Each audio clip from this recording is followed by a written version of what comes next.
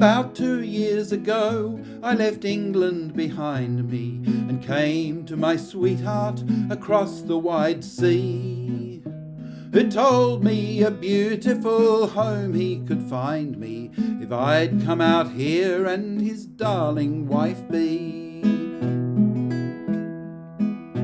I didn't know then that he drank and was lazy, so though I confess I was greatly to blame, being just turned 18 and with love nearly crazy, I left England and friends and to Melbourne I came.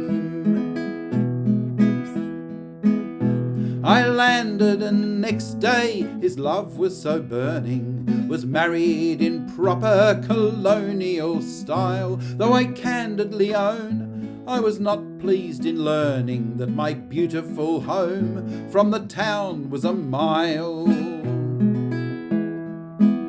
And also to find, when a few days had vanished, that my husband had got quite the horror of work, that billing and cooing were very soon banished, that he often got tipsy and swore like a Turk.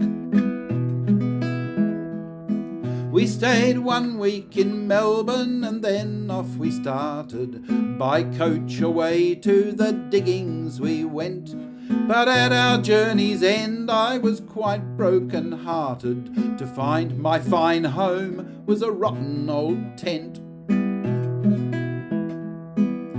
The door, as 'twas called, was an old worn-out blanket, and answered the purpose of window as well. There was no floor but mud, and the place smelt so rank it made me feel for a long time extremely unwell.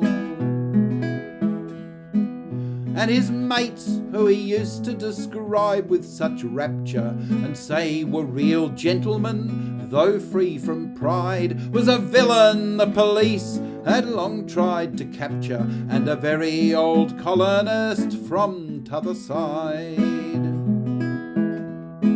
And he'd go with these mates to a grog tent close handy, and drinking and fighting all day there remain, then reel home at night with a bottle of brandy, and beat me if ever I dared to complain.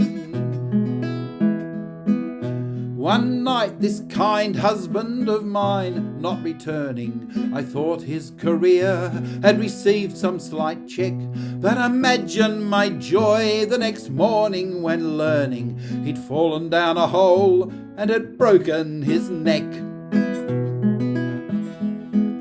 So now I'm a widow, some call me good-looking, of ardent admirers I've got a long train, though the bait must be rich that will make me be hooking myself on the line of a husband again.